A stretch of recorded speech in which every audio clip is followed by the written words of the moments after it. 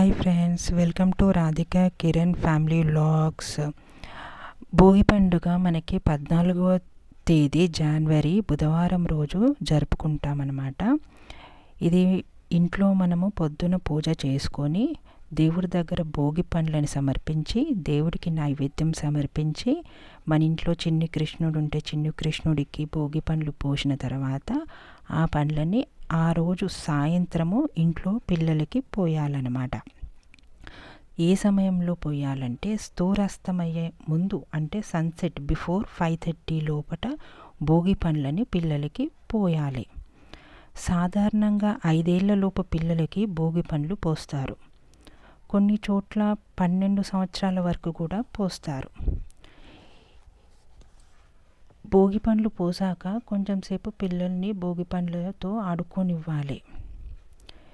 ఈ భోగి పండ్లు పోసేటప్పుడు ముందుగా బొట్టు పెట్టి హారతి ఇవ్వాలి పిల్లలకి.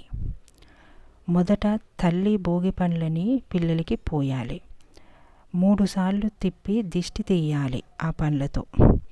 తర్వాత తండ్రి, ఇంట్లో పెద్దవాళ్ళు, ముత్తైదువులు ఎవరైనా కూడా పోయొచ్చు అన్నమాట.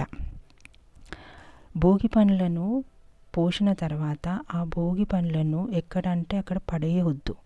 ఆ భోగి పండ్లను గోమాత లేదా ఇతర మూగజీవాలకు ఆహారంగా వేయడం మంచిది అన్నమాట. ఆ భోగి పండ్లలో మనము నాణ్యాలు వేస్తాం, అంటే 1 రూపీ కాయిన్స్ వేస్తాం.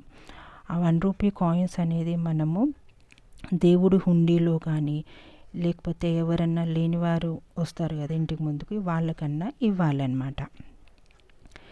ఈ భోగి పండ్లని మనము ఇంట్లో ప్రతి సంవత్సరం పిల్లలకి పోసుకోవడం వల్ల పిల్లలు ఆరోగ్యంగా ఉంటారు. దిష్టి అనేది పిల్లలకి తగలదనమాట.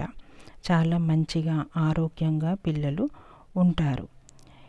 ఈ వీడియో నచ్చినట్లయితే సబ్స్క్రైబ్ చేసుకోండి నా ఛానల్ని. మీ సపోర్టు నాకు ఉండాలనేసి ఆశిస్తున్నాను. Please subscribe my channel. Thank you all.